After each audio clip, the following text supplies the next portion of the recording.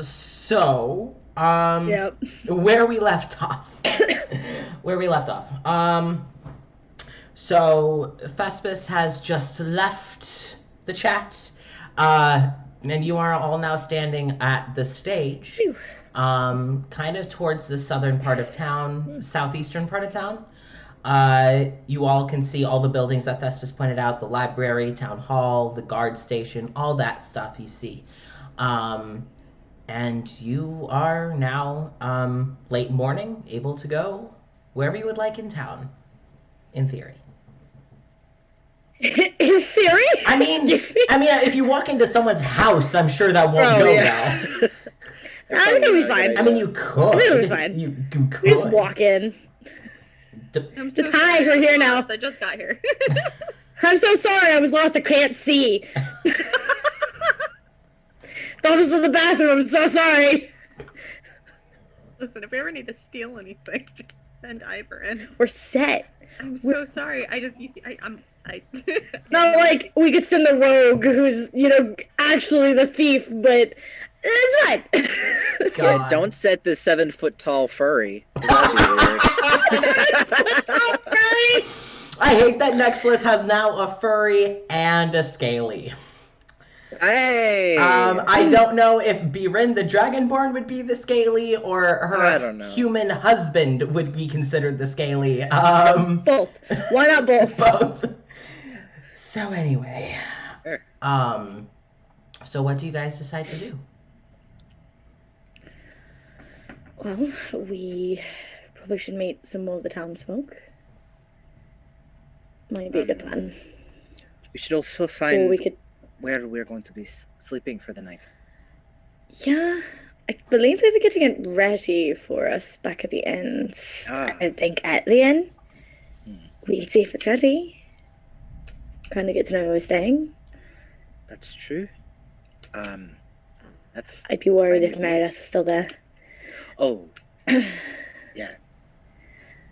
Good idea. Yeah. We can continue to look around. We haven't seen everything quite yet. We can just follow the path around. It's Sure. easy enough. Yeah. So are y'all basically gonna like trick or treat this? Just go around the block to hit every building? Yeah, basically. Okay, let me get the map up. It's like Animal Crossing. Once you get like all your villagers in, every single day you Yeah. just knock on the door like, "Hey, do you have a new recipe for me? Or I'm coming to say hi. How you doing today, bud? Yeah. what do you have for me? What do you give me something?" Give me the card. Okay. The, Well, no, this actually helps. So now the question is are you guys going to wrap back towards the direction you came from, meaning that you guys would hit the bakery slash Amir's whole setup, or are you guys going to walk like to the other side of the circle and hit the building that isn't quite a house but doesn't have any signs or any indication of it being business? I personally want to give the inn space a little bit longer to cycle through some people. Okay. So probably on the other side. Okay. Personally, Yeah, I that'd be do. I kind of pissed off the mayor's wife. I want to give her a little bit of time to skedaddle, you know? yeah, my hand was almost violated. So let's just keep going. Let's just keep walking. Okay. We just keep walking forever. We just never go back to the inn. I mean, No. Um, so do you guys go to the building that doesn't look like a business, but also doesn't look like a house? Like it almost looks like an unutilized office space, except the lights are on inside. So it's like someone has set something up inside, but they never bothered to alter the outside. So do you go to that building, or the one next door to it that looks that Thespis pointed out to be one of the other doctor? That was his office. I mean, I guess just start. Like, I guess it's whoever we see, just kind of, if that happens to be in the one building or in the one where Thespis was instructing us, I guess. Okay, so Are you guys? I realized that didn't make absolutely any sense. It really didn't make sense. I know. In that moment, my brain lost every single wrinkle. So let's just go. Smooth. Just it like as I was talking, it just smoothed out. So let's just is there a building with a person in it? God damn it! If you walk close enough to the unmarked office building, you can tell there are lights on inside. If you want to roll perception, you can see if you see anyone inside. Oh yeah, I'm gonna perceive so Let's many go. people. Let's go. Same. I'm gonna do a perception check. Don't look at me. 16. 16. Don't look at me. I can count that on one hand. I know how to count that high. Mm-hmm. 1, 2, 3, 4 of them. I'm so proud of you. Congratulations! You get one wrinkle back. Single wrinkle. I feel like it deserves 4 wrinkles. One wrinkle for every finger I counted up. One wrinkle for every number. You have 4 total. Don't forget that. Oh, gotta make sure I don't lose any. I just have to gain them. Just give me back the wrinkles. I'll mute you all, I swear to God. So what do they see? Yeah. While I stand here. What do I see? What do I see? I was about to say, you're Cora's the only one who sees anything. Now, Ivor, if you want to roll to see if you like hear anything or sense anything, Sure, I'll do that. yeah, That's valid. you can still roll perception. It just won't be sight. Yeah. I was like, I don't know if I'll be able to see in the windows or anything because it's windows. It shows me stop.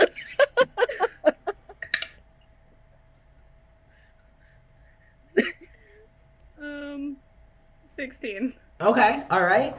So Chelsea's dying right now, apparently. I don't know what's got her so tickled pink.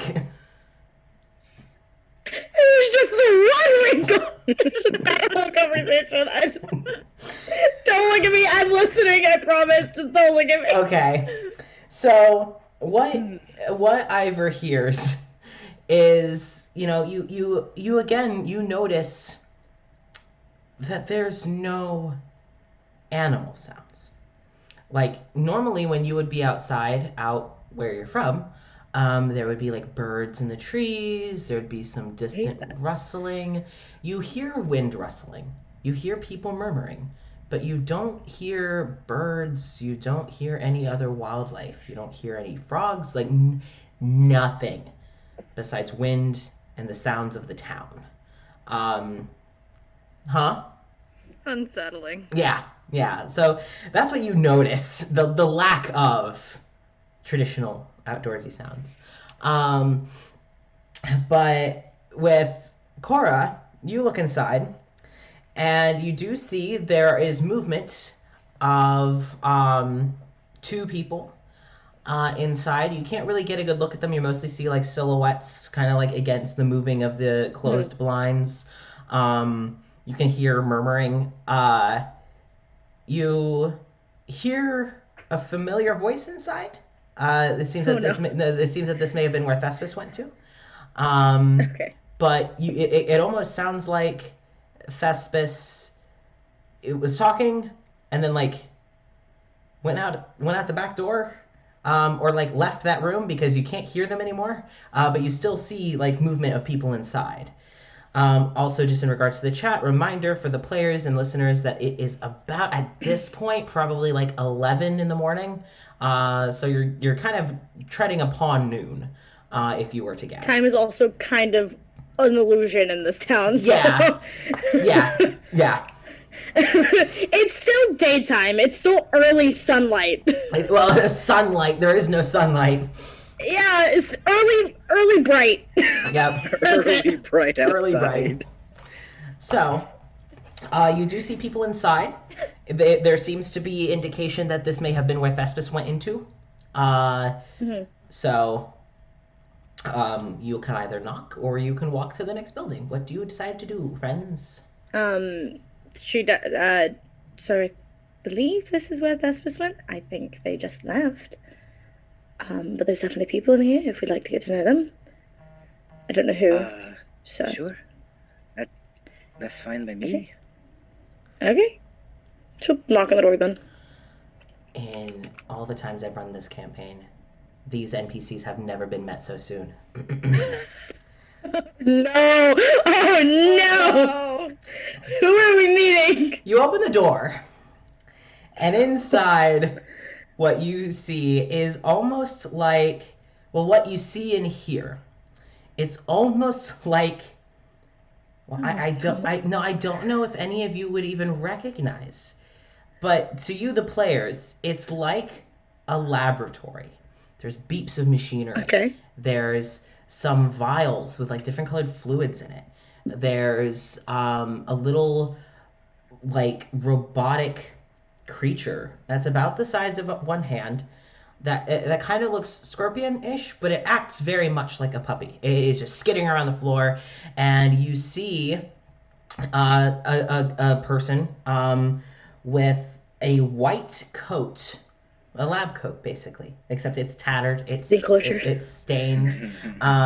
He's wearing a green button-up that's kind of been like the top button's not been done. He's wearing white pants that are also kind of tattered, and he's wearing white, almost looking like hospital shoes, like the staff would wear. Like it is all meant to be clean, except it's not.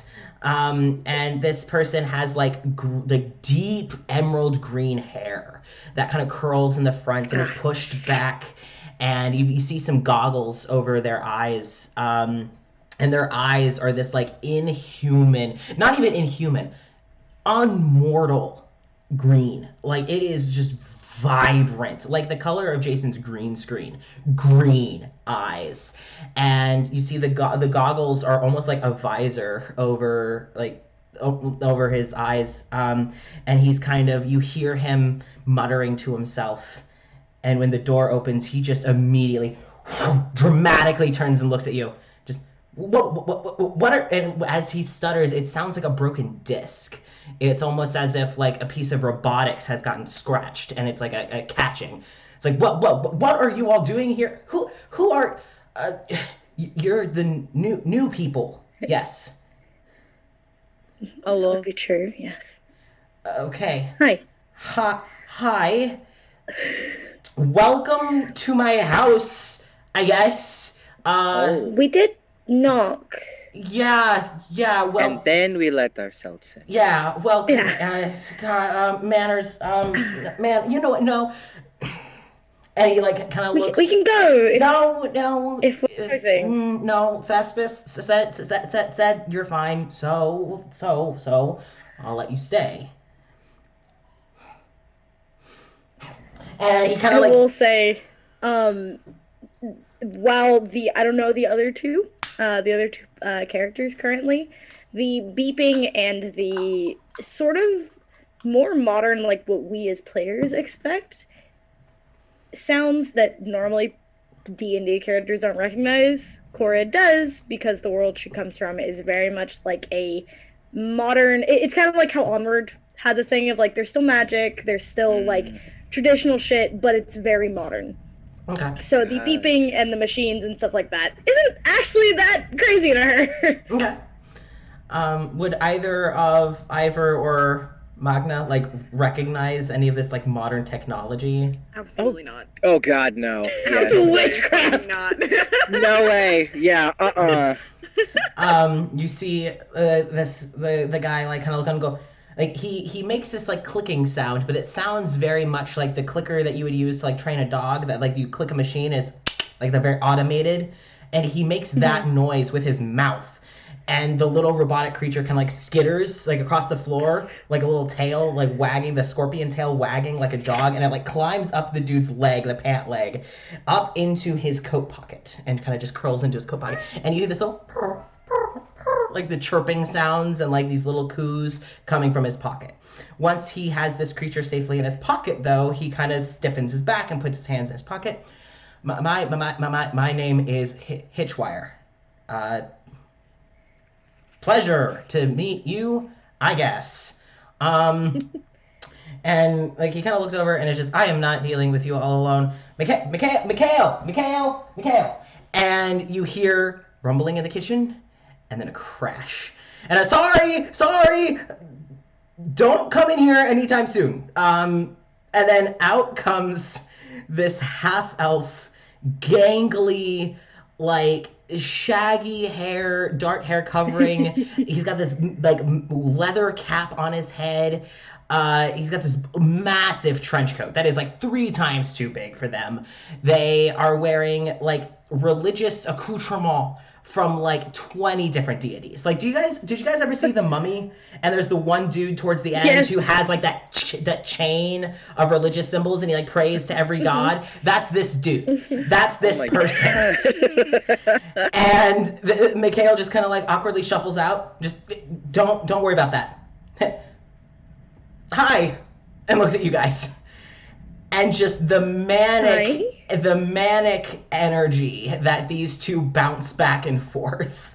Is it possible to try and get a look at what's happening in that room? Just like You can like roll perception.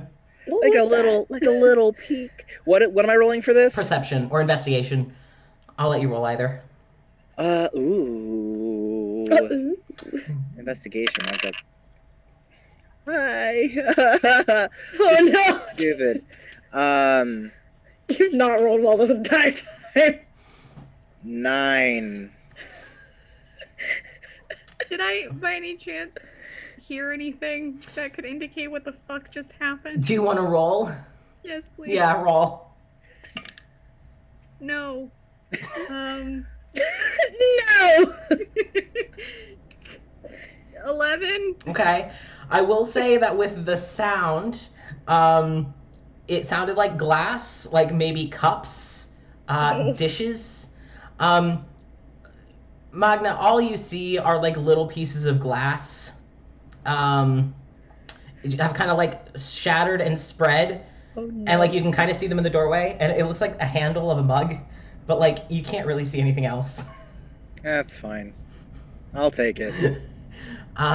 What does Mikhail look like? Because I'm trying to put names to You're good. descriptions. Mikhail looks to be half elf, very gangly, very lanky, very twiddly. Again, the trench coat is like 3 times too big for them. Dark. The leather cap, like it could easily be used to like cover their face if they wanted. Again, they have necklaces and charms and bracelets and rings of just like all these deities, as if this is someone that isn't worshiping anyone. It's more someone hedging their bets. Just covering all the bases. Yes. That's, One of them's gotta be right. Yeah. Yeah.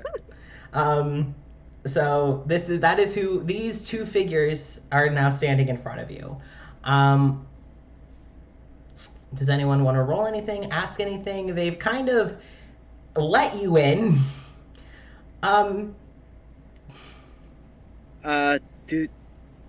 Do you want us to leave? And Hitchwire just kind of. Well, yes, but frankly, no. What I'll do is Vespus wanted us to be nice to you, so I'll be nice. I was in the middle of something, so as long as you don't mind me getting back to work, we can talk. But I have to. This is time sensitive. I'd love to learn what you're doing. All right, cool. And like you smell burning, and Hitchwire's all right. That's it. And Hitchwire goes back to his goes back to his stand. And as he's kind of like meddling with some of the technology, and like you see him mixing things, he's kind of like talking to you, but he's not looking. He's kind of like talking under his arm or like over his shoulder, but he's not like quite looking at you guys. It's like, so I just got some of the samples from the creatures that the guard was fighting, and so I am now examining them to see what I can learn about them. But I am not used to these kind of fleshy organisms by any means, so it's new for me. You're also It's squishy. incredibly useful. It's incredibly useful information to have, though. It is, yes. And considering that, and like he kind of like looks over at you all, and then he looks at Mikhail, and gives like a jab to Mikhail's side, and Mikhail's like, "Cow, what the fuck?" And Hitchwire's like, "See, that's what I mean. You're also squishy," and then gives Mikhail another jab, and Mikhail just kind of Mikhail's like, freaking stop! yeah. So Mikhail just like slaps Hitchwire, but you see when Mikhail gives that slap. It's not this Hitchwire pulling back. It's literally Mikhail gives a slap and goes, "Ow!" after slapping Hitchwire. Hitchwire's like, you never learn. You never learn. I warned you. You never learned. And goes back to fiddling with these like dark samples that are on his desk. I also realized we had the pleasure of learning your names, but we didn't extend the same courtesy to you. I'm Cora. Cora? Cora, yes. And I'm Magna. Magna? Hello. Hello? And Hitchwire kind of like looks at Ivor. And your name? Ivor. Ivor. If you want, I feel like we're not incredibly welcome and we may just be getting in the way. Perhaps we should leave you be. I mean, if you want to leave, you know what? In fact, I would not say no. I do have a lot of work to do, and I'm not used to other people in my space, in my lab. This one is already driving me up a wall, and he's kind of pointing at Mikhail, and Mikhail is like, I am your friend. And this is how you... I am Hitchwire. I am offended. And Hitchwire, who looks to be a grown adult, responds with... and gets back to work.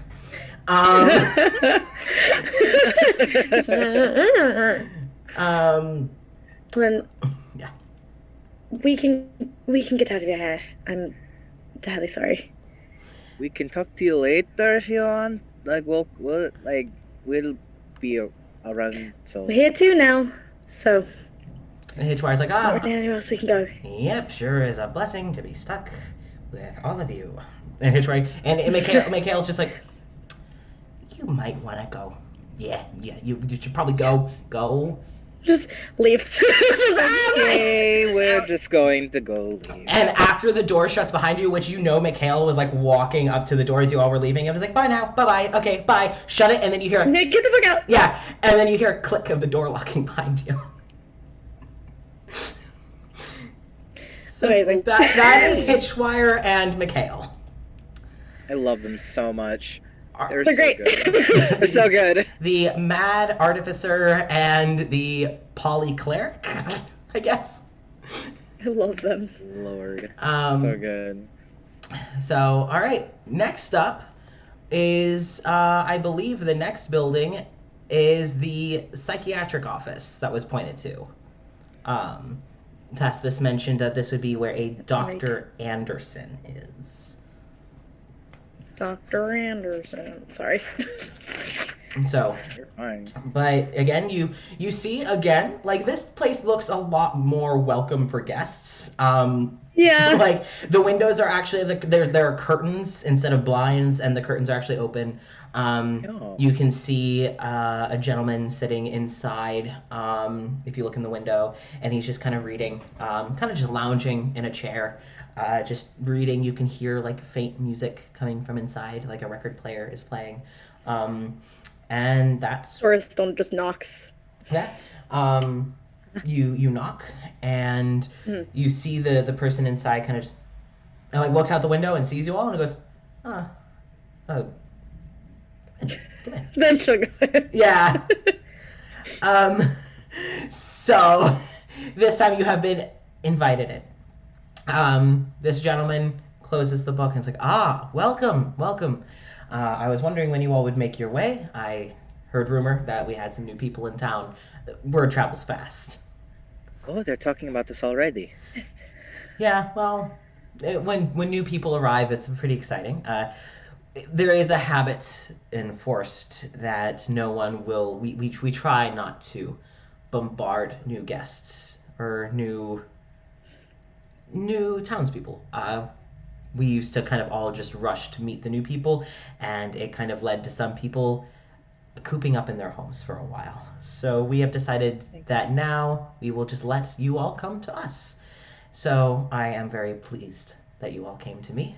My name is Dr. Gideon Anderson. I am the town, I guess you could call it therapist. We realized coming into this that a lot of people needed someone to talk to about their situation, what led them here. I am assuming that no one had a comfortable trip here. No, Not particularly. definitely not. Well, that's what I'm here for. I am here to help you adjust, and I'm here to talk if you have anything else that's kind of holding you back. Baggage is anything that you carry, and that includes troubles. I am here to help and try and alleviate that. So, who do you talk to?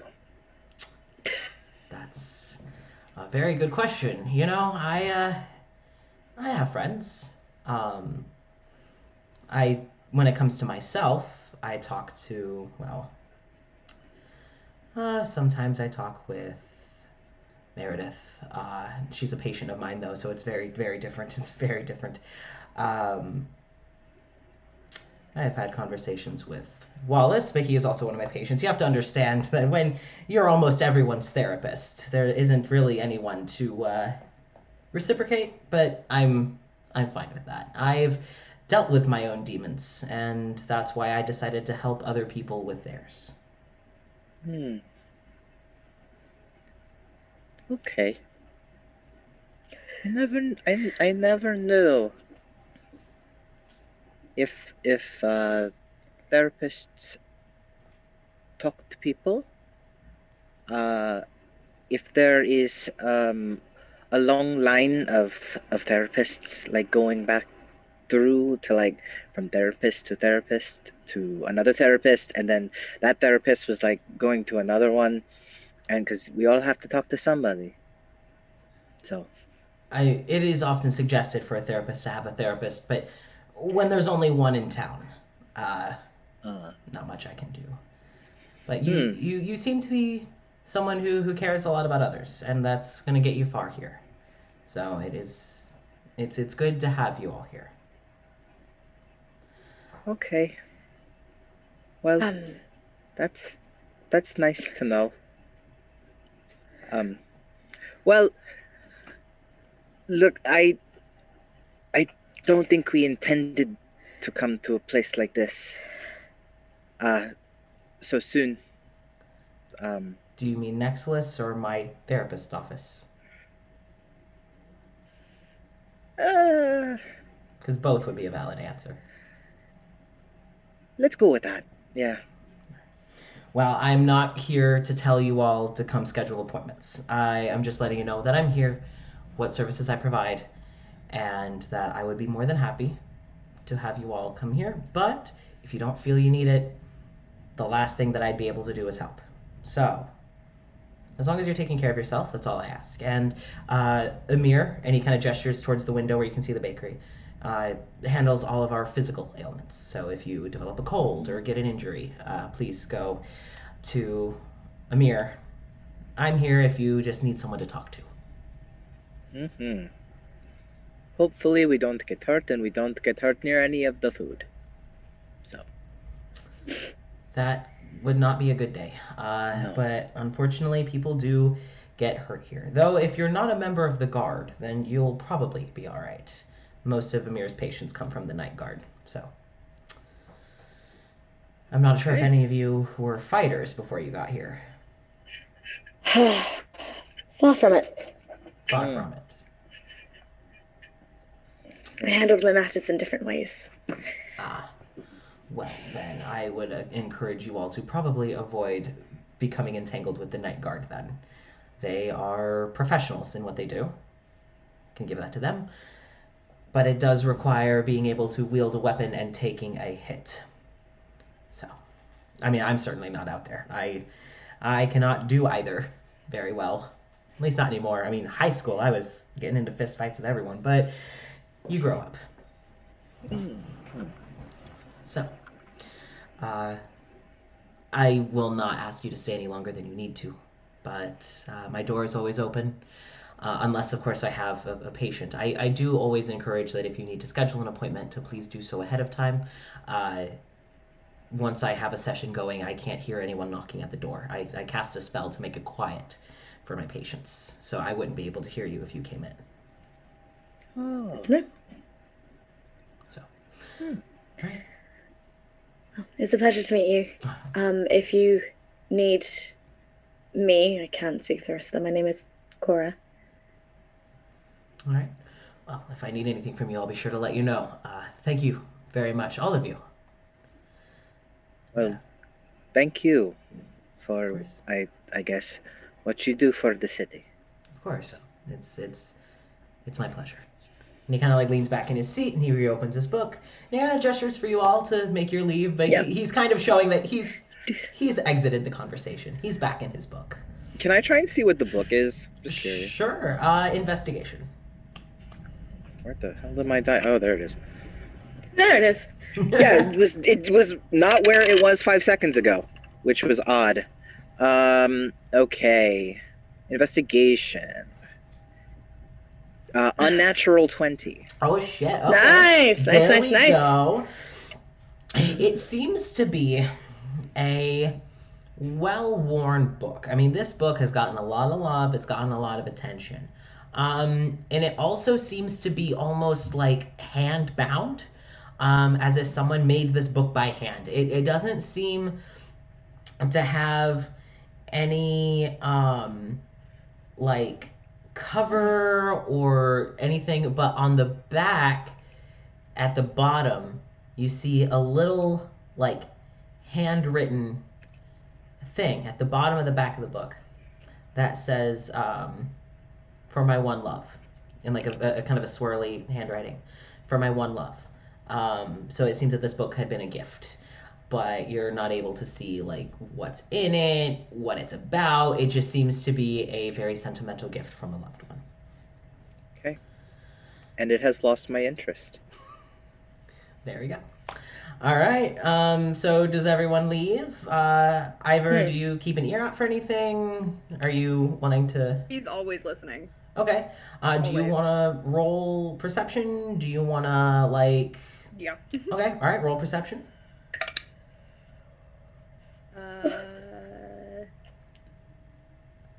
22. 22. Okay. The music that you hear is definitely not something that you recognize. It is not. It is certainly not from any areas that you've been near.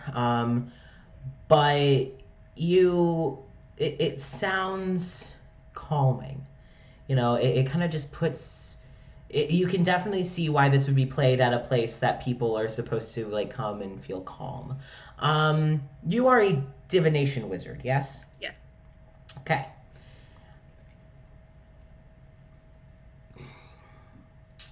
Do you have anything akin to detect magic? I do. Okay, because Me. I've had an idea. Yes, I do. Since you're not seeing the world around you, I am going to kind of sprinkle in a bit of detect magic to your really high perception checks.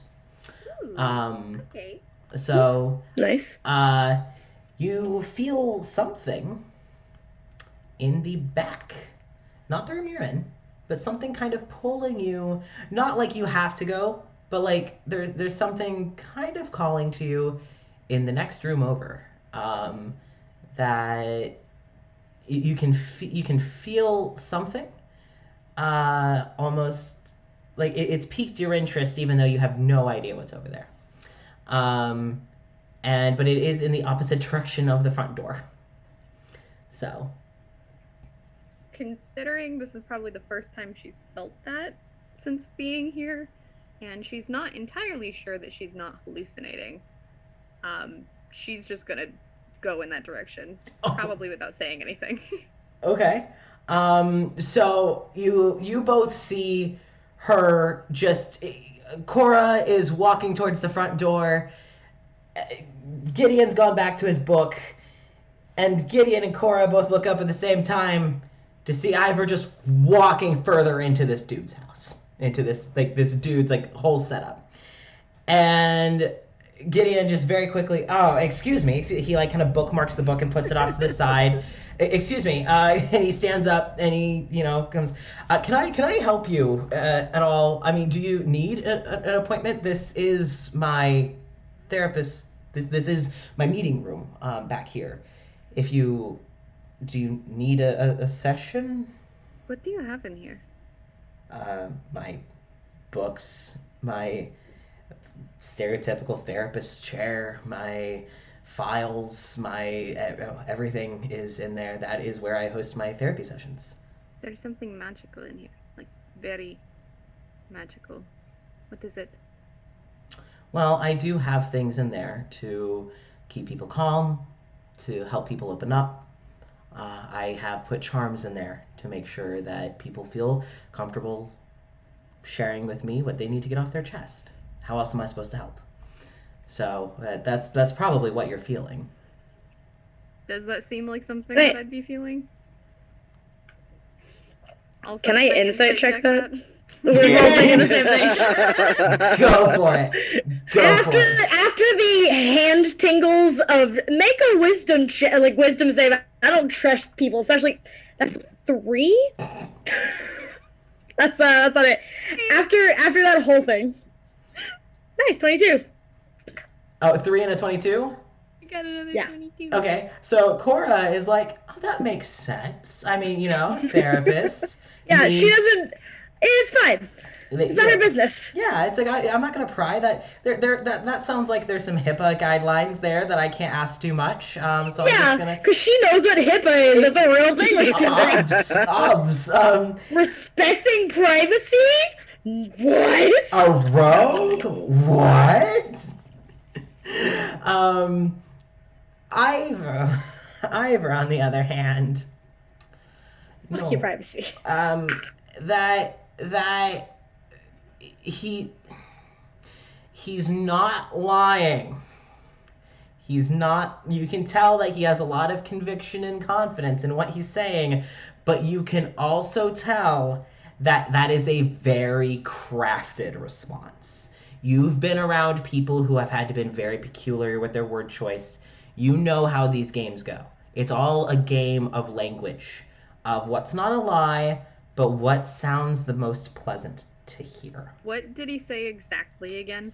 That there are charms to help people feel calm and also to help people open up about their feelings. Because how else is he able to help if people don't open up? So you get them to tell the truth against their will. Well, it's not against their will. They come to me for help. So don't you think that if they come to you for help, they would tell you what they wanted to tell you? You know, What exactly do these charms do? I wasn't aware that you were a therapist. I'm not. Fascinating. Just smart. Ah, fascinating. Well, I would surely love to tell you how to do your job, whatever that may be, madam. I'm going to cast. Oh my. Alright. So we weren't gonna have a combat this session, right? We were, but I'm gonna cast Detect Bots. oh, Motherfucker, you love this spell. I'm not pushing all the way into his head. Good. And I'm going to try to do this as slyly as possible. okay. So how does this work? So, specifically, he can't tell that I'm pushing into his thoughts until I push further. Okay. So basically what it is for the duration, you can read the thoughts of certain creatures. When you cast the spell and as your action, on each turn until the spell ends, you can focus your mind on any one creature that you can see within 30 feet of you. If the creature you choose is an intelligence of 3 or lower or doesn't speak any language, the creature is unaffected. You initially learn the surface thoughts of the creature, what is most on its mind in that moment. As an action, you can either shift your attention to another creature's thoughts or attempt to probe deeper into the same creature's mind. If you probe deeper, the target must make a wisdom saving throw. If it fails, you gain insight into its reasoning, if any, its emotional state, and something that looms large on its mind, such as something it worries over, loves, or hates. If it succeeds, the spell ends. Okay. So if you don't, So I will say, sorry, for piece of information, since she's trying to do it slyly, this is a spell that requires verbal, somatic, and immaterial. So she is speaking, she is doing basically hand motions, and also pulling out a copper piece to be able to cast this. I don't need a copper piece. I have a Oh, well, arcane focus. you're still. I do want to mention I know, that. I'm still gonna try. Okay. So I guess I'm gonna have you roll sleight of hand if you're trying to do it stealthily.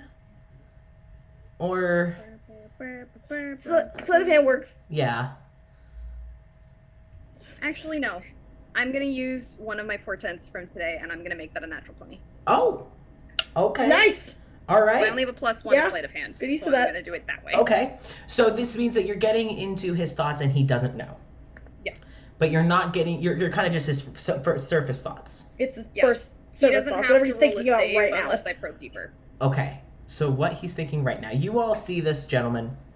He has his hair, it's not bright, it's not slicked back, but it's pulled out of his face. He's wearing like Oh, the slicked back hair! well, I should have caught on, damn it! Did you see the tall one or the short one? No, It was just this. specific. this isn't slicked back. This is like kind of tucked Oh. behind the ears, right?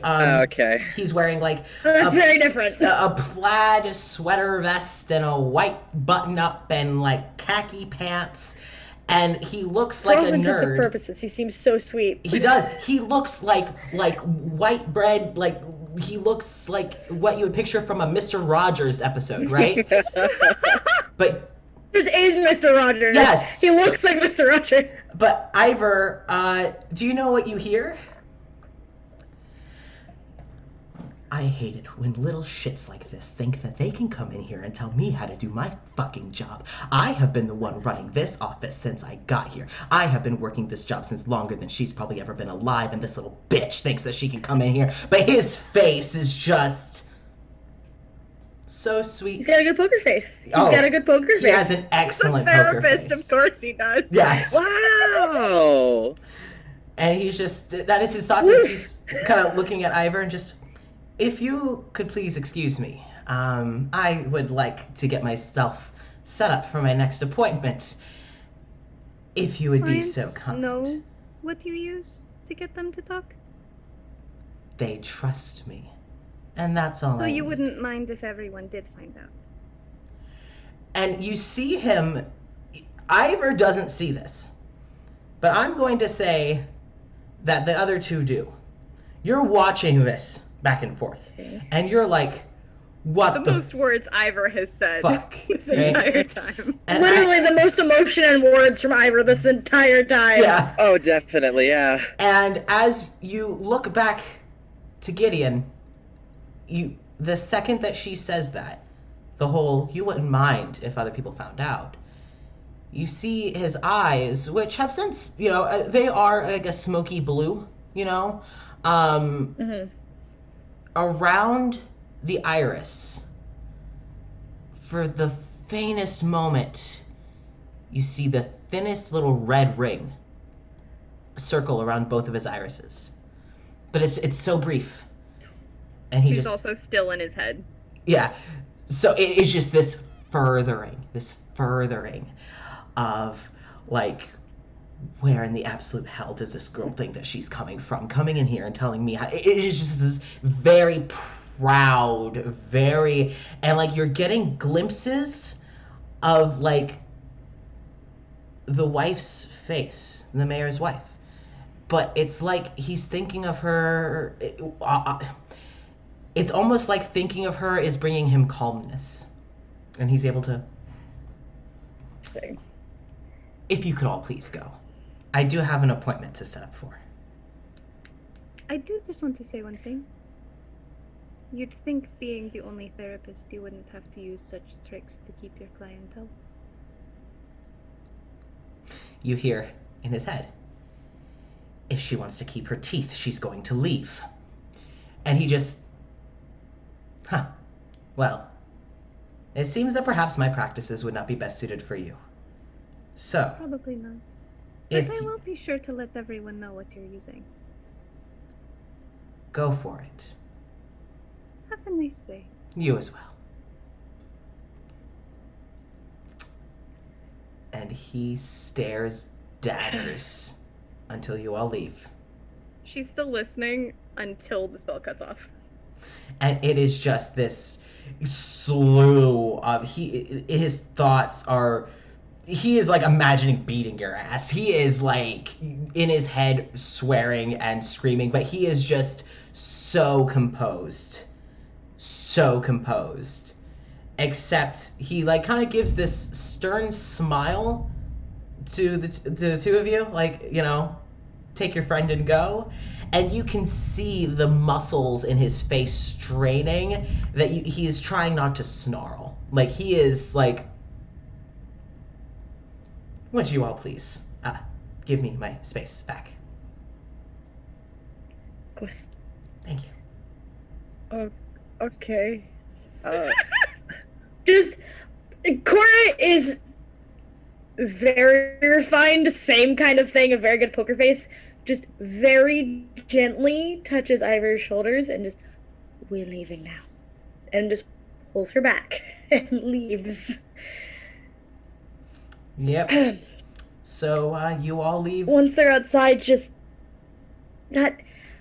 We've been here for maybe 2 hours. Or something along those lines. You've already made potentially 2 enemies. You're always going to find enemies. In everything. Where I'm from, we typically try to avoid making more enemies than necessary. We try routes of diplomacy. What exactly happened in there?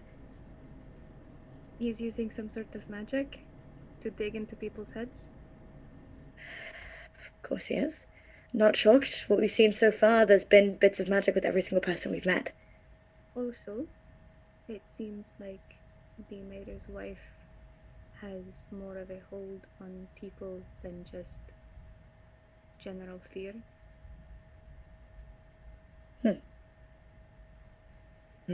I dipped into his head. I think she's controlling everything. Is there anyone, while we're talking, is there anyone that is watching what we're talking about? Not so much as like a passing glance, but someone who is actively paying attention to what we're doing and saying. Roll either perception or investigation. I'm gonna roll investigation. Cool. I need the chat to know I'm very lax when it comes to like what you can roll for things. 18. 18? Okay, all right. So you look around after hearing this from, you know, Ivor of, oh, I just went into his head, and like Claudia and like, you know, Marjorie was there. Cool, whatever. But what you see looking around is you see like there are some people, like there's a woman dressed very formally, like very Victorian formal-esque, and she's watching over 2 kids, again, the 8-year-old and the 13-year-old. Yeah, the 2 kids we know about. Yeah, you see her kind of watching over them. You feel something familiar with her. Not that you know who she is. It's almost like when your gaydar goes off in public, except it's not a gaydar. It's almost like with your psionic, almost with your quarry abilities. Figured. You feel something, but it doesn't quite feel malicious. It just feels like, oh. Oh, me too. Hey, say that. Hey. But she doesn't really seem to be paying too much attention. Like she's got a few glances when you make eye contact. She gives a polite wave, but she then goes back to the kids. Especially when the 13-year-old girl tries to climb into the fountain, and she's like, no, and she has to like pull this child out of the fountain. You do see from the like front door of the guard,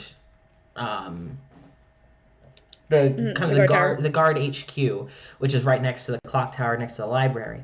You do see someone watching. It's more with a bit of amusement. It's kind of like this curious watch. He is sitting out on the outside of the guard hub. There are some like wooden chairs, and I need to emphasize that when I say this man is sitting in the gateway, this man is sitting like with one leg up, like his foot up in the seat, kind of resting. His other leg is kind of God stretched out. damn. And He's not hiding anything. And he's just kind of watching. He has black hair, slicked back. It's short. His eyes are deep, piercing green, and he's Damn it. wearing like suspenders and kind of like a half-buttoned shirt, some like tight pants, and some like boots that kind of go up to his mid shin with a slight heel. And he's just watching. Yeah, it's the slicked back hair. Are you kidding me? He has these Casper, are you kidding me with the slicked back hair? He has like this slightest grin, like this coy sort of, just like he's just watching. Oh, this is entertaining. Yeah, that's literally how he's watching it. These bumbling fucks who don't know what's going on just walking around. And when you make eye contact with him, he kind of Just like eyebrow quirk and just waves back. yeah, that's it. Just like, I understand you're watching. I also understand from a base point it's not maliciously. I see you. Yeah, and Richard's just like, and this guy's just like, oh, hi. But you guys are pretty far, so. Yeah, but we understand. Yes. We know what's happening. You know he's watching. He knows you know he's watching, and it's kind of just been left at that. Yeah. She's gonna make a mental note of the woman in Victorian dress. Okay. I do feel like if we're going to continue this conversation, probably not in the middle of the town. To keep the particular chance of enemies private, for the most part. Don't quite want to show a hand entirely immediately. Forgive me. I wasn't quite aware of where we were standing. What was that? Sorry, that was really quiet. Forgive me, I wasn't aware of where we were standing. That's fine. We should keep going. I'm going to ask, continuing on, let's do our best to not make more potential enemies. And if we do try to make enemies, let's not show our hands completely. I'd like to keep it as diplomatic as possible while we're here. Do you guys head into the next building over, or do you walk straight towards the dude watching you? What do you do? We were told to avoid him, but also, like, I kind of want to talk to him. Because I like this character. I know he's an asshole, but I kind of like this character. Oh, he's great. He sucks, but he's great. Oh my lord. I really like this character. Hey. I'm watching you. Hi. What's up? Okay, so, well, the next building over is the temple. So do you go into the temple? You could either go into the next building over, which is the temple, the building next to that, which is the library, or the building after that is the guard HQ, which is where this dude is sitting, lounging in the front, in the seat. Just out of curiosity, are there any statues out front of the temple? There's no statues. What you do see is in the wood of like the pillars and like the entrance, there are a lot of sigils and a lot of symbols, and it spreads across pantheons. It spreads across dominions. Like there are deities, long forgotten deities, with their symbols across this. There are deities symbols you do not recognize. But there are no statues, but it is very clear from the outside that this is a place for any and all worship. Okay, so there's nothing carved anywhere that would resemble a person? No. Okay, cool. No. Cool, gotcha. No. So where do you I don't have any particular interest in the gods. If either of you would like to feel it out, I don't entirely know. You can. I can wait, but I don't have any particular interest in the gods. I'm good to just keep going on. Okay. Okay. So fuck the temple. So, library. Listen, where she's from, the gods have kind of, in her mind, forsaken her entire world, so she doesn't really like the gods that much. That's fair. What does Ivor think of the gods, though? Yeah, what is Ivor? What's Ivor's? Does Ivor want to go into the No. temple? I'll be honest, she doesn't believe in them. Okay, skipping the gods. Yeah? We're not religious in this house. No. I mean, that's... All right. Meanwhile, Literal witch. Okay. Meanwhile, I work with 3 gods, but we're not going to talk about that. Let's go to the library. Yeah. Yeah, Library. me too, sitting here just like, yeah, okay. Oh, God. All right. Now we're good. So you all go to the library. As you go to enter, the woman in the Victorian garb who had kind of just wrangled this child out of the fountain, and you hear her. It's a wet child. Yes, this 13-year-old child like threw herself into the fountain, and this woman was like, "Oh, for heaven's sake," and like walked over.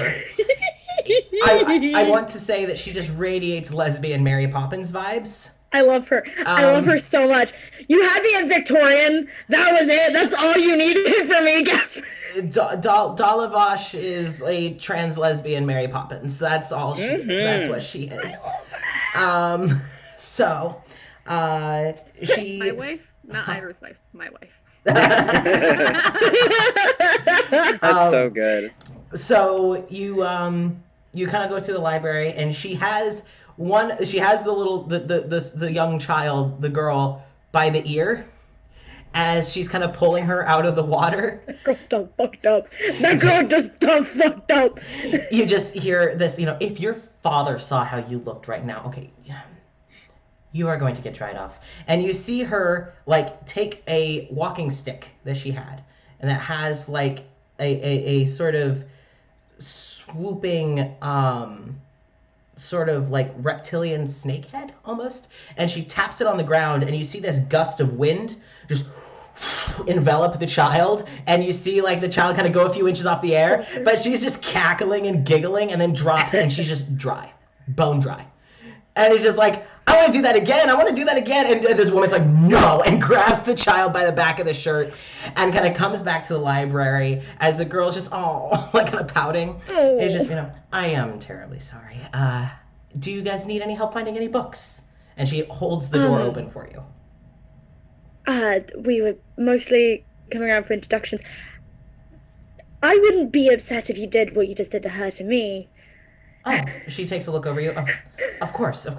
And she kind of tap, tap, and you just feel this gust of wind. But even though it is this intense gust of wind, it doesn't feel uncomfortable. It actually feels very warm and very pleasant. And you're kind of lifted a few inches off the air, and the next thing you know, you're dropped back down, and you are bone dry. Bone dry. When she comes back down, her hair is super curly, very long, still pure white, and she looks so much more comfortable. She's like, oh my god, it's been months. I've been damp for so long. I haven't been dry in months. That is quite a bit better. I'm Cora. We're new, obviously. Yes. Just getting to know everyone, going around, learning the town. Of course. Well, my name is Dalavash. I am the town librarian. I run the library behind you. And I also am the children's school teacher. It's not a normal job, considering that I don't need to be teaching these kids how to read anymore. But I keep them out of trouble as best that I can. And she kind of gives a look to the young girl who's kind of just like not even paying attention. Like this girl, like it's kind of, she has like dirty Converse on, and she's more just kind of like kicking the pebbles, and she's like obviously bored. You know, The thing of like she's on her phone and she's standing there like supposed to be listening on her phone. Is what? yeah. That's what? It's that energy. It's that energy. Like she doesn't have a phone, but she's kind of kicking pebbles, and she's like, "Well, I'm sorry." It's just Yeah. What? Me? Oh, I like to think that I keep your job interesting. And she just gives this big cheeky grin up to Dalavash, and Dalavash is just, you are too much like your father. All right. Well, thank you both very much. Malik, and you see this younger boy, about 8 years old, half sun elf, young boy with bright golden hair, tousled golden hair, bright golden eyes, and his skin is like a bronzish tan. Like in the sun, it almost glimmers a sort of gold. Again, very sun elf. And he just kind of like shyly, stands next to the girl, but like he's not making eye contact. He's just kind of like, he looks at you guys and gives a wave, but like he never quite meets your eye. He kind of just kind of awkwardly just kind of starts rocking on his feet a little bit. And Dalavash goes, so our library is open as long as the sun is up. It closes when the sun goes down because everything in town closes when the sun goes down. But if you end up alone at night, out in the dark, and you need a safe place to come, I will let you in. And I probably won't let you out until the sun comes back up. But it will be a safe place. And you'll have plenty to do. We have plenty of books. She is so good. That is very good to know. We were less warned, more told about the monsters, but it is good to know we have a place to go if we're ever in a situation we need it. Of course. And Dalavash kind of eyes you up and down, Cora, and she says in a language that neither Ivor or Magne are going to understand, but in fluent Quarry, just you as well. You would be correct. Fascinating. And then she just goes right back to common. Just, well, you all are more than welcome at any point to stop by the library if you need anything. Good to know. I would like to speak with you later, if you wouldn't mind. When you're not as tied up with the two of these rascals that you have. I will be watching them for a few more hours, but I do tend to make my way over to the tavern come before sunset. But you'll know. The tavern gets lively at about the same time almost every night, and then as soon as the bell tower rings, everyone heads home, because that's when it's That is good to know. Yes. We were not informed of that. Yes, you will have a warning before it gets too dark. And no matter where you are in town, as soon as the bell rings, you will have time to get to where you need to get in town. They give you plenty of time. So as long as you start to make your way to your safe place, you'll be fine. So there's no mad rush to get any place in town? As long as when you hear the bell, you start towards where you need to go, you'll be fine. Okay. But most of the buildings are ready to become blockhouses. So if you feel that you aren't going to make it for whatever reason, most of the buildings are ready for full lockdown. So you'll be fine as long as you get inside. Okay. Good to know. Sounds good. All right, well, I am going to get my eye back. And she kind of looks and then looks as you see the 13-year-old girl has kind of just walked off and kind of is like, come on, and is leading the young boy with her and is holding his hand, but is so she doesn't seem to be doing anything inherently wrong, but wrong. But it's Yes. young children. It's what the fuck are you up to? Yeah. It's that tweet of the 5-year-old and the 2-year-old. Just, do you think this is a good idea? And the 5-year-old, trust me, I've never ran to a room as quickly as I did before. As quick as I did with that. It's that energy of just they're not up to anything yet. But they might burn the town down in the next 5 minutes. We don't know. Yeah. There's Wow, potential it's to be really disastrous. quiet in here. It's really no. quiet in here. So Dalavash just, if you excuse me, Dwyer and Beesus, and she walks to follow the kids. And the kids, like, the girl just starts giggling. Like, she's just, oh, you got me. You got Oh, golly! Shucks, ma'am! Can't get past you, Oh my gosh. And she's just trying to give, like, this Perfect. big grin. So you now know the town librarian, who is Dalavash. And... Casper!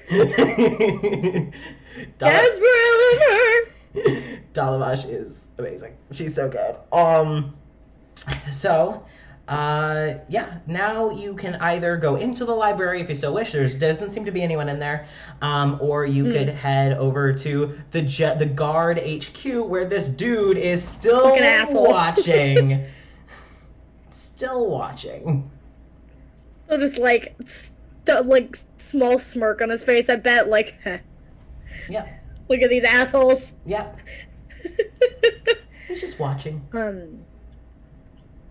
I think for the sake of time, fourth wall breaking, probably should continue on. We can come back to the library at any time, explore for a bit.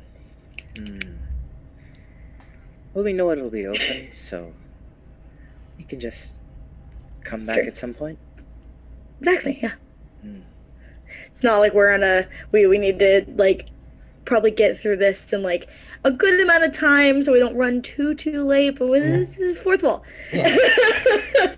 First round is you guys meeting everyone, figuring out what's going on, and yeah.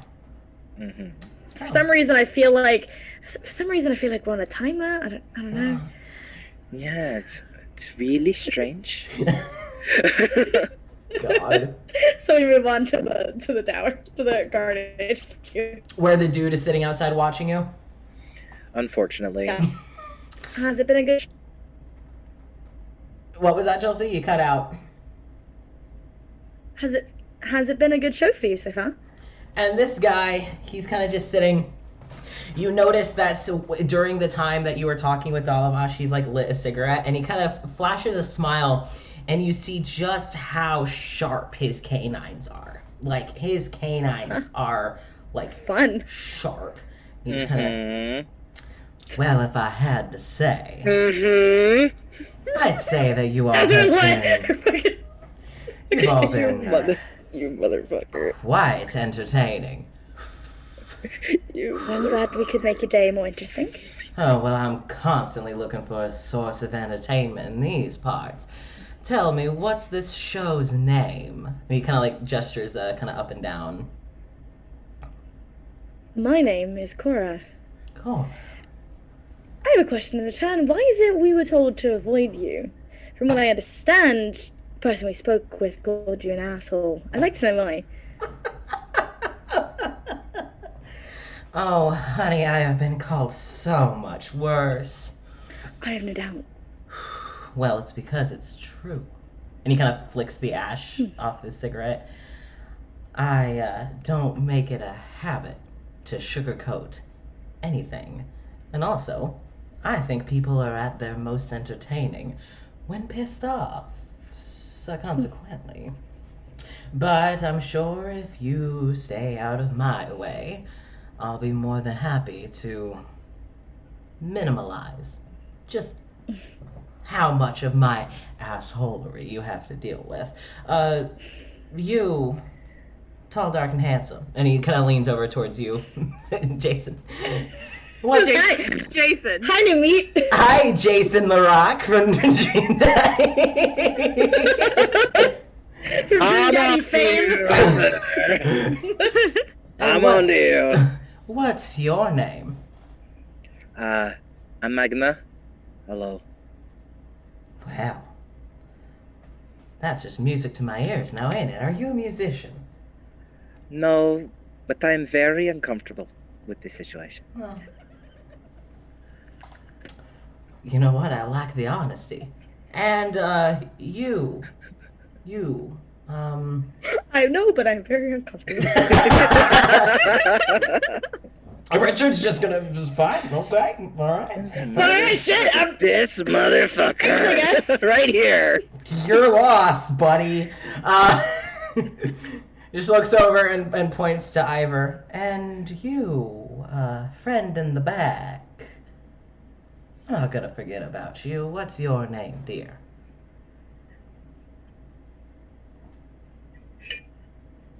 He looks a little pale. Probably because he acts really similar to like people she just dealt with before coming here.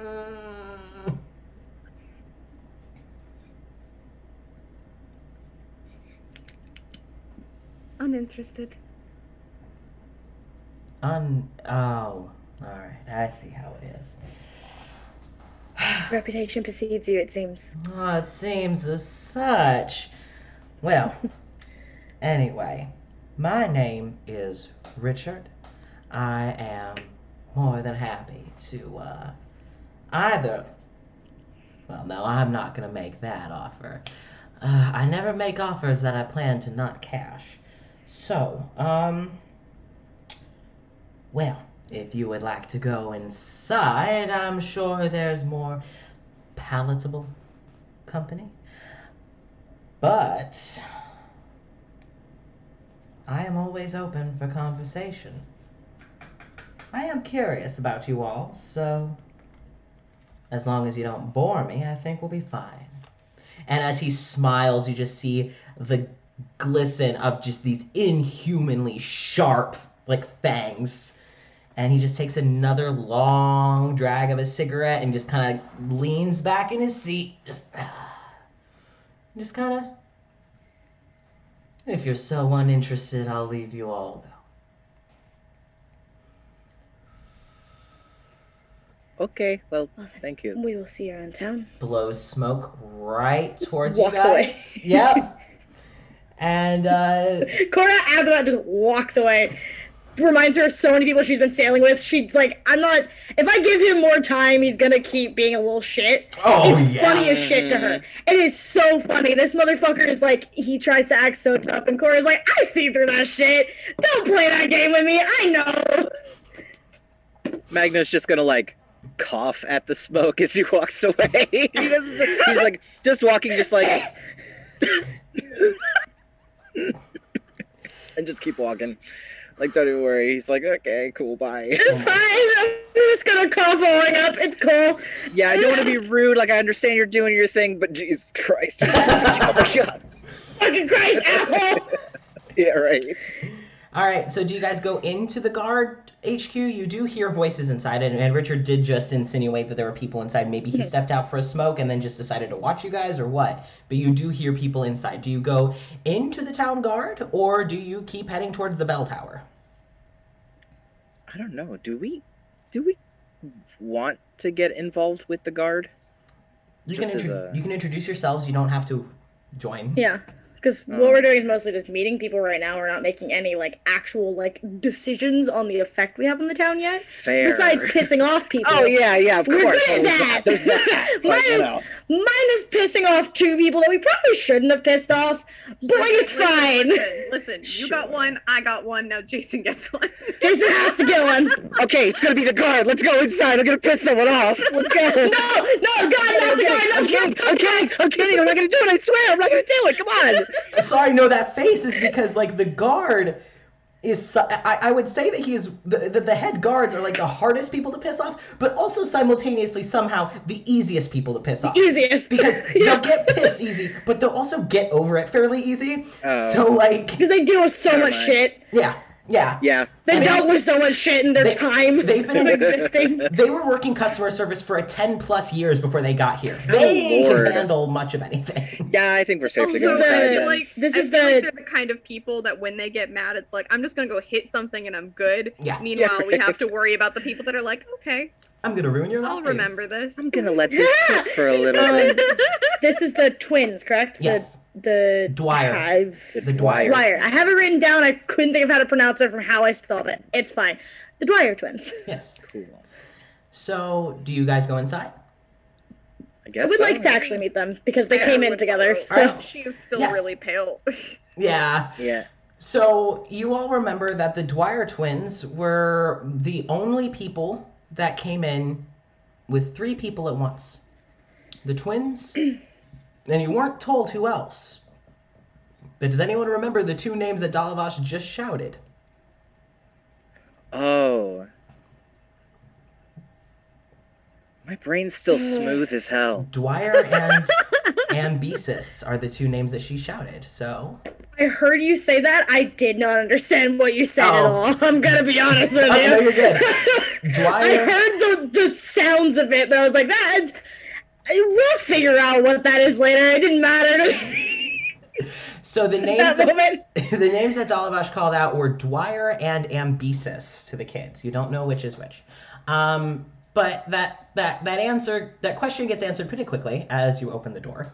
And inside you see two humans. One, they're both about like 5'7". One of them is quite beefy. One of them like muscular. He's got kind of 5 o'clock shadow, strong jaw, kind of hair tousled, short brown hair tousled. He's got pretty vibrant blue eyes.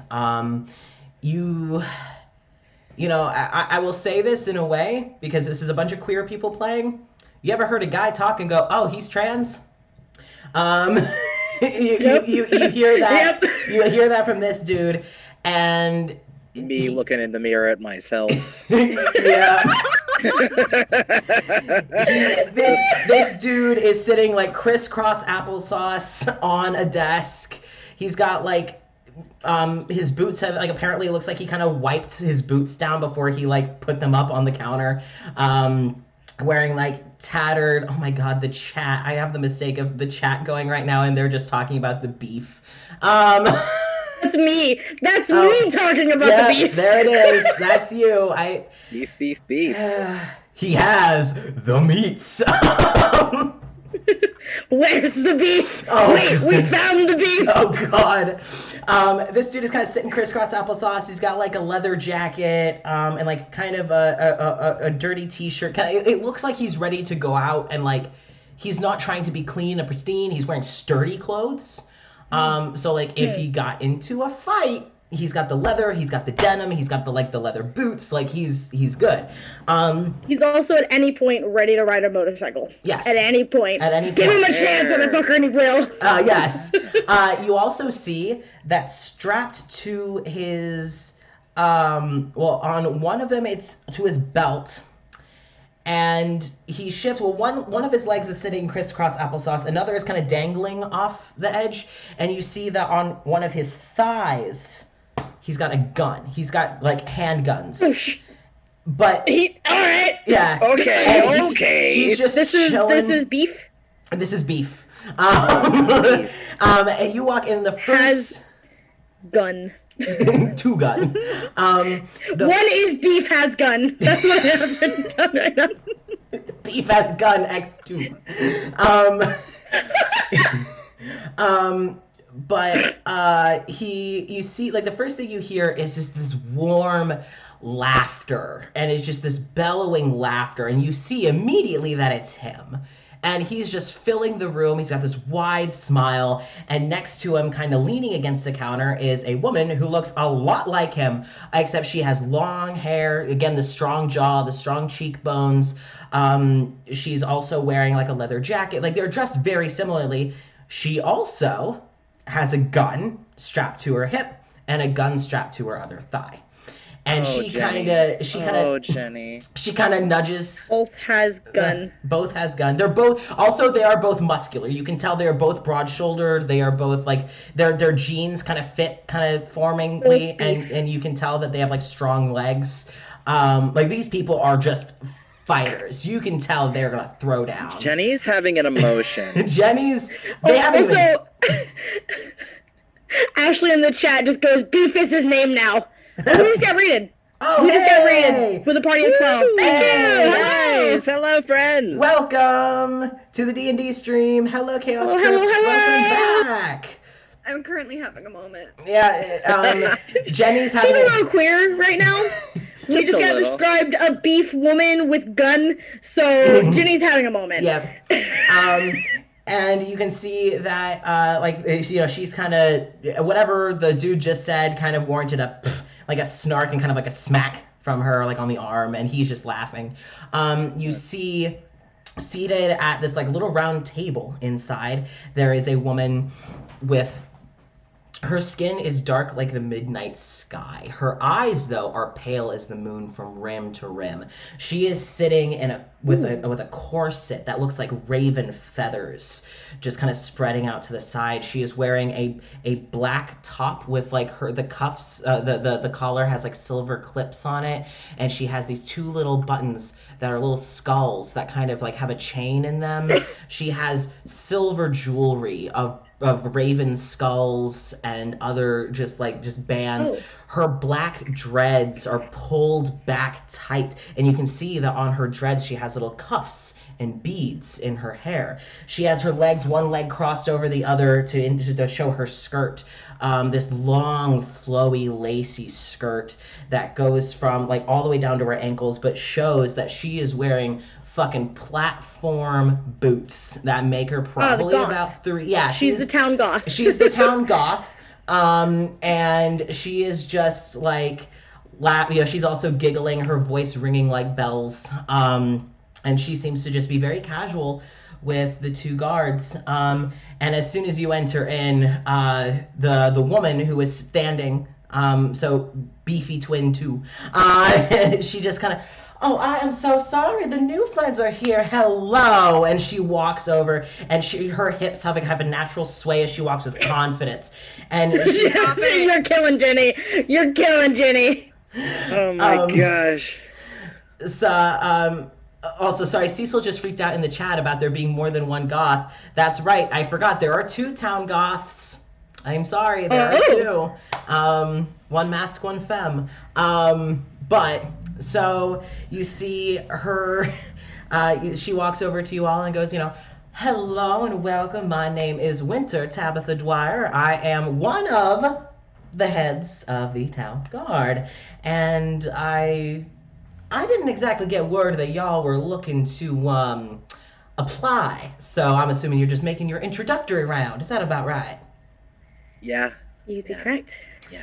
Excellent. And the dude, Beefcake brother, kind of slides off the counter. He's like, "All right, well, I'm glad that y'all came to meet us. My name is Walter Tiberius Dwyer. I am the other head of the town guard.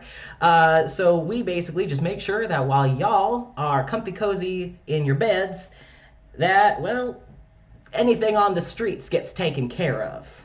But during the day, we're mostly either sleeping or here. So you can always stop by. Oh, I am so sorry. This," and he kind of does that like proud Will Smith gesture. Like Will Smith to wife. Presenting the wife. Yeah, except he's doing it to the goth woman sitting at the table. "This is my good friend, Darish. Darish here is one of our fighters, actually. She is a fighter on the town guard. I still don't know how she does it. In those boots! She goes out on the field in those boots!" Anyway, and Darish just kind of gives a little bow of her head. It's like, and her wife is also on the town guard, but her wife's out running errands right now. So I'm sure you'll meet her later. How's the town treating y'all? I know you just got here, and it's a little, if not a lot, disorienting, but we doing okay? Sure. We're meeting a lot of people. You're learning limits for people and names and a lot of things. Overwhelming.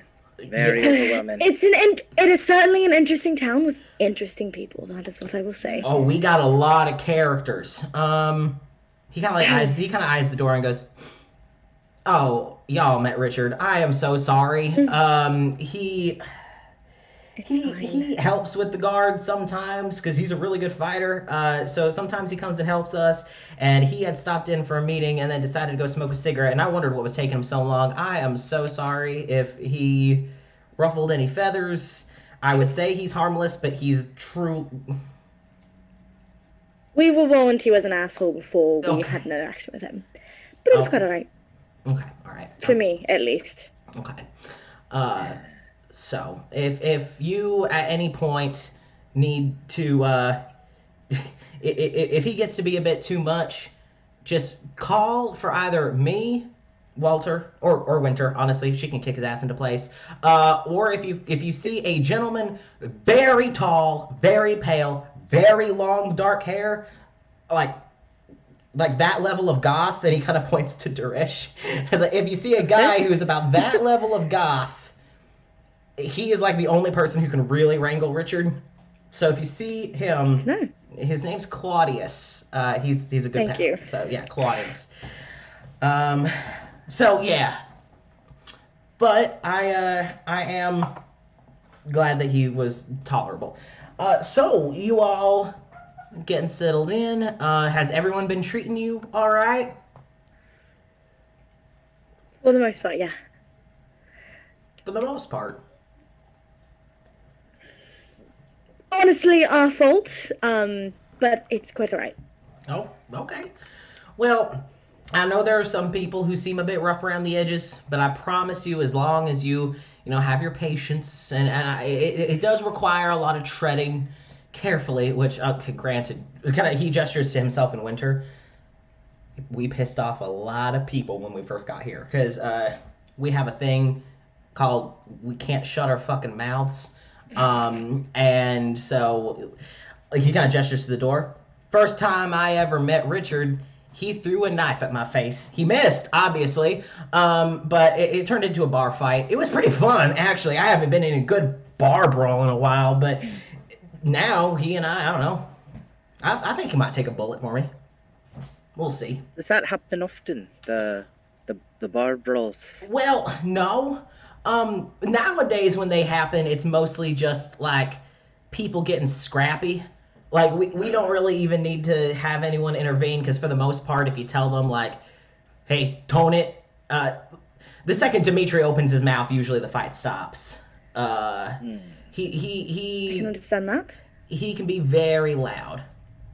He almost broke a glass one time. It was scary, but he knows how to quiet a fight. So, if you need any help, Dimitri can definitely quiet a room for you. Good to know. Useful. Yeah. And if at any point you need anything, if you need like help getting anywhere, if you decide you would like to come help the guard, our doors are always open, but we're not like out recruiting. All right. So only come if you want to. And it's not that exciting of a job. It's boring during the day and then scary at night. So you really got to be up for it. But if nothing else, I do have a question. We've been warned about the monsters, is the word that was used, that come out at night. What exactly should we be expecting this first night? Well, like a little bit of warning, you know? Oh, no, well, considering I've been up close and personal, I think I can give you a fair warning. Well, my first warning is gonna be when the bell rings, go inside. They have a lot of teeth, way too many teeth. They are huge. One time I saw one as big as this building, but that one didn't get too close to town. That one stayed out in the fields. Their bites burn. Here, and he kind of like undoes his shirt and like doesn't like take it off, but he kind of like opens it, and you can Fabio, just out. Or like Yakuza, just from the bottom, rips it off. Yeah, just all the clothes. All of it. But no, wait, no, he was wearing a t-shirt, so he kind of pulled his shirt down a bit, and like you can see sort of like these scars of a massive bite mark. It looked like this bite could have maybe ripped off Walter's arm, like, but it didn't. And he just kind of shows the scars, like, yeah, and thankfully Amir was with us out on that run, or else I probably would have lost my arm. But I was about to say, your cleric seems very capable. Yeah. I would hate to see him angry. I have seen him scared, and I have seen him happy. And scared teetered into angry. Maybe that's just how he copes with it. I don't know. But he's like, I don't. Have y'all ever had like that kind of grandmother that would like die for you? She was like the sweetest thing, but then you cross the line and you hear your full name and you fear. He radiates that the second he gets mad. Not a grandmother, but yeah. Okay, all right. Well, something like that. But he's a great guy. He is. He and his wife both help with the guard. He's primarily a healer, but he can fight. His wife, though, she is a tank. You give her a battle axe, and nothing is getting in her way. So we give her a battle axe and get out of her way. So she's a big red dragonborn lady. You may have seen her already. Saw her in the tavern. Yeah. Yeah. So. Now, you talked about these monsters, and where they are, but like, where do they come from? They come from the mist, from the forests out beyond the constant mist. And come nightfall, they crawl their way into town. They don't go into any houses, but we've kind of warded the houses. So the only thing that we know is that they seem to be eldritch in nature. We discovered that through our town scientist, Hitchwire. I don't know if you've met him. Green, everything. We did. Okay, all right. We did. Okay. He was looking into the matter, the samples that he gotten. Oh, perfect. He was lovely. He's a good guy. Yeah, he likes to try and keep people at arm's length, but once you get to know him, he's got a soft underbelly. Don't tell him I said that though. I don't need him throwing another beaker at me. But they've been working on trying to figure out and every time we kill them, the bodies tend to disappear relatively quickly unless we are able to basically Hitchwire had to make this device that like could when you put something in it, it holds it in time. And he has been using that to store the samples so that he can quickly work on them once time starts to I don't understand all that scientific mumbo jumbo at all. But in layman's terms, it pauses it in time so that he can take it out and work on it. And he said the longest he's ever gotten the tissue to stay on his table was about 10 minutes. Doesn't leave him with much time. No. Yeah, and after about 10 minutes, it all just evaporates into smoke. So. And that happens with all the samples? Yeah, as soon as we kill one of those monsters, the bigger ones especially will start to smoke pretty quickly. And anything that they consume, like if they swallow one of our swords or something, which has happened, if they swallow one of our swords, it's gone. So it goes with it, which is really annoying because we don't exactly have a blacksmith, so we gotta be careful. Understand that? Yeah. The mist, you said they're ever present, yes? Yeah. Since the day I got I'm here. assuming someone has gone into them to explore them, trying to find a sword. I figured. What was the outcome of that? We know going through the forest and following the path leads us back to the same spot, the city. But what about the mists? So, Winter and I, and you can like tell that Winter's kind of just been like having idle side conversation with Darish. It's like Winter and I, we went out into the mists at one point, and while we were out there, eventually you walk further into the mist, and the mist leads into a field. All right, and it ain't like a cornfield or anything because you're taller than whatever's growing. It seems to be like a type of tall grass, maybe a grain. I don't know. We can't really tell. At least I don't recognize it. And you walk out far enough, and you eventually hit the forest. You walk into the forest, and it goes from dense to denser, and then it starts to get a little less dense, and then you're spat back out into another field, and you just walk right back into town. It's really Okay. disorienting, and I got motion sickness real bad the first time. I'm assuming this is a little off topic, but talking about the field of what you think could potentially be grain or tall grass, we understand that money isn't really a thing here. How are you producing food? Well, Because we haven't been told about a farm. Is it magically? yeah. Well, it helps that we have some people in town with some interesting skills. Um, like, for example, Richard can open portals to and pull through anything that ain't living. Okay. So basically, if someone wants a very particular kind of booze and knows, oh, we can get it at this place, Richard can literally open a portal, reach through, and pull it out. Now he can't do that a lot because it has a physical effect on him. Like I saw him coughing up blood last time he did it. He assured me he's fine, son of a bitch. But It's he'll usually not a good thing. no. He said he's used to it though, which is also concerning.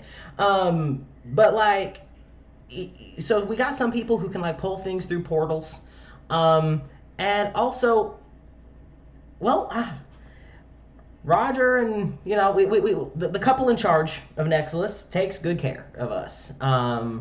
They make sure that we don't go without food. They make sure we don't go without lodging. They make sure we don't go without. So we're in pretty good hands. Yeah, I don't really know the ins and outs. I have my job and I do my job, and I kind Yeah, of of just course. try and stay out But of trouble. he can reach through portals to different areas, but he can't leave through them. Right. He can't How the hell does pull that work?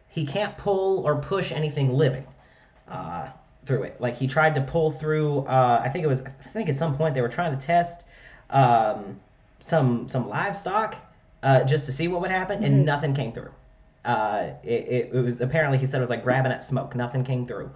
Um, Hmm. but yeah, so and we've tried sending out messages. We've tried like fucking note in a bottle, right? We've tried that shit, and and it.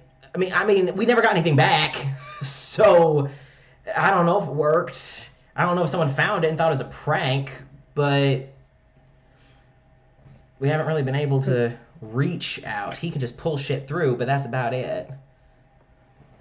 So you can't affect the world that you're interesting. Yeah. Weird, but interesting. Have you tried have you tried opening a portal to someone's home where they know potentially family could be living and trying to communicate that way? And Walter kind of like looks over his shoulder at Darish, who's kind of been like idly fiddling with like one of the beads in her hair, just kind of giving her hand something to do, and just, oh yeah, I tried. Part of my job is that I would go from dimension to dimension to help souls pass on to where they belong, where they need to go. So based on their faith, based on their behavior, I take them to the appropriate place. A ferryman, Of course. I guess you could say.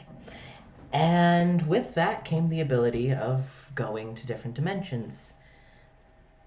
But I haven't been able to do that since I came. I have tried to go to many familiar places in many different dimensions. But it's kind of like. Does the term cell phone mean anything to any of you? No? Me. No. You? Okay, alright. Me. It's like calling on a cell phone, but realizing very quickly you have no signal. It's a Interesting. empty line. It's almost as if the place I'm trying to go doesn't exist. Even though I know it does. At least I'm sure it does. But I can't seem to land there. So, did you come here on your own? Uh, did you choose to teleport to No. this place? No. I was actually on my way to a job, I guess you could say. I was on my way to help someone across, And when I helped them, well, it didn't quite work. I don't know where they went. I hope they went where they were supposed to, because they didn't come here. But I did. And I haven't really been able to leave. But it hasn't been all bad. I've made some bonds here. I would certainly like to leave, but I've tried to make the most of it. And Walter's like, that's a really careful way of saying you got fucking married. Jeez Louise. Okay, I won't tell Beckett you said that. And Dorish just kind of... Anyway, you make the most of a situation. Well,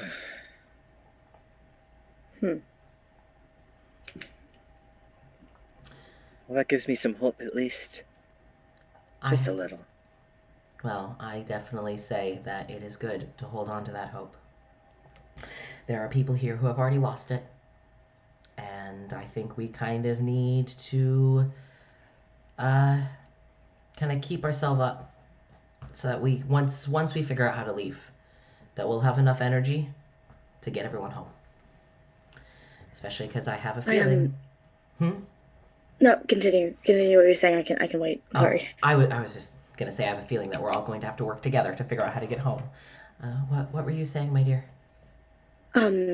Particularly a question for you. You said you were a ferryman of souls of dying individuals. Were you ever aware of this place before then? I imagine you're aware of different resting places, endpoints, different planes of existence. Were you aware of here before you came here? Well, no. I was aware of the existence of pocket dimensions, but I had never been in one like this. There are some that are like dreams, where people can pass through, but that's often through things like astral projection and, things of the like, meditation. But something like this, I'll admit, it feels far more like a prison than anything else. And I'll admit... I would agree. Well, it's not a good feeling. Not a good feeling. So, but I have high hope that we can all make it out. I do too. I'll at least do our best to try to help. Well, thank you. Then she, her smile is warm. It's soft and it's small, but it's very warm.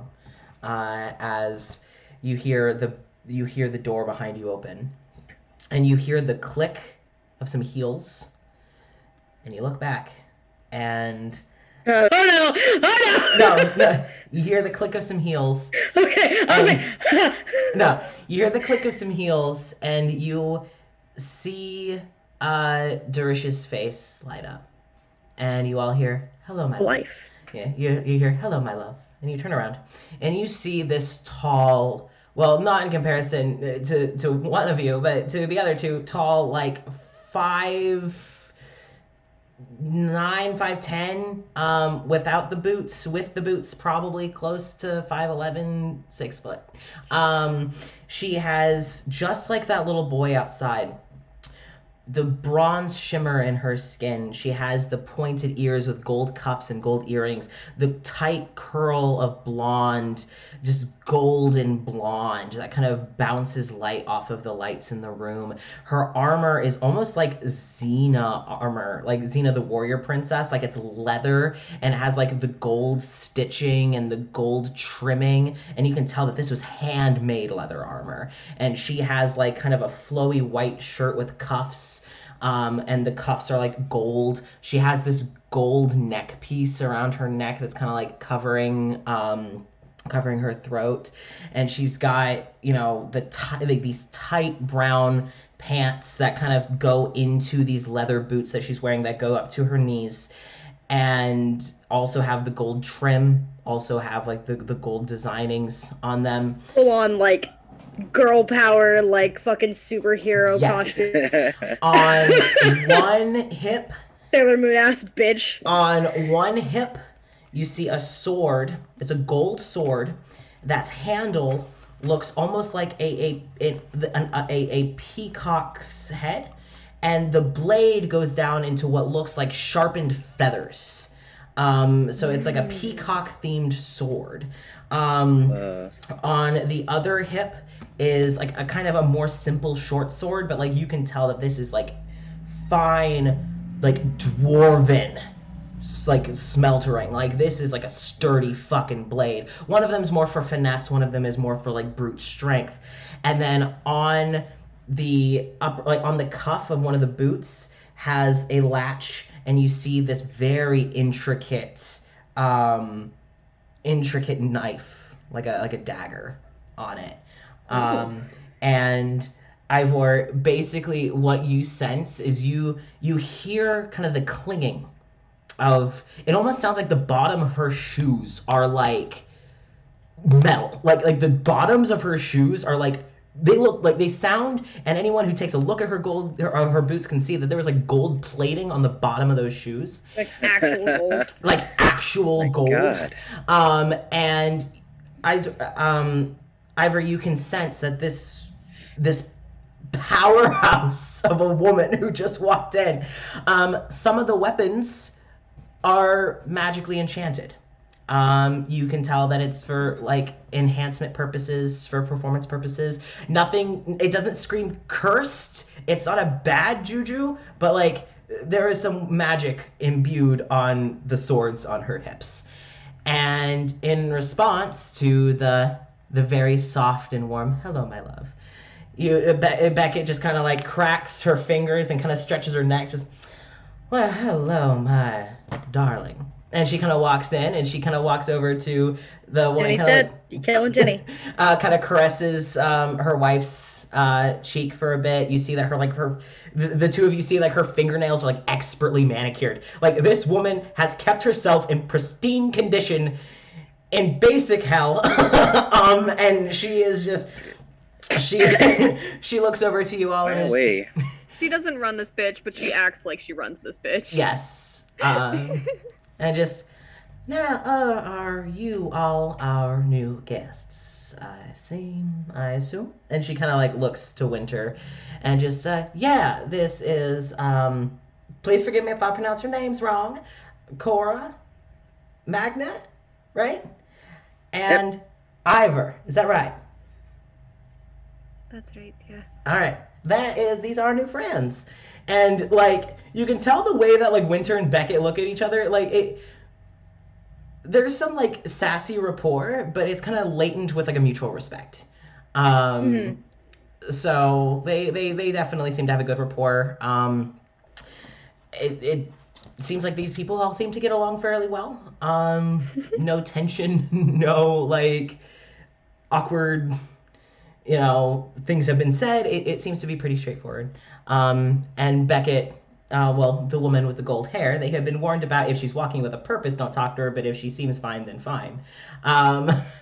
But the blonde kind of looks at you all and says, "Well, my name is Beckett Ambesis. I would say I'm the town businesswoman, but money isn't exactly a thing here, basically. If any of you need any weaponry, I'm your gal. If you plan to join the guard, come to me." It's good to know, thank you. And she kind of like, appreciate it greatly. And she kind of like leans with one hand on the back of her wife's chair, and she's kind of now just like watching the scene. And you see on her right hand, she's kind of taken out this like gold coin about like that big. And it's just that this idle, just flawless rolling it on her fingers and then rolling it back and then rolling it on her fingers and rolling it. She just seems to be stimming, just rolling this coin on her fingers as she's just kind of watching the scene. It's not like to flaunt it. She's not like trying to make it. It's just this idle rolling of the coin. And yeah, so that is the town guard. For the most part, some of them, they've mentioned that Amir and Biren also kind of help out, that Richard helps out. He's outside. But this is the core of the town guard. If you have any other questions you would like to ask any of them, now is the time. If you would like to continue on your way, I have exhausted the questions that I have that could potentially get an answer. I have more theories now. They also seem like the kind of people where they're not afraid to answer any question that you kind of bring to them. Yeah. Just because they seem like very knowledgeable people as is. And they seem, very honest. Because they deal with the shittiest part of this town. Exactly. The actual threat of this town. Yep. So they don't have time to bullshit. Nope. They're like, I've almost died 16 times in the past 2 days. Yep. I don't care enough to lie. Yep. Basically. So I have faced death on more than one occasion. I don't wanna bullshit you, I'm gonna be honest. I gotcha. yeah.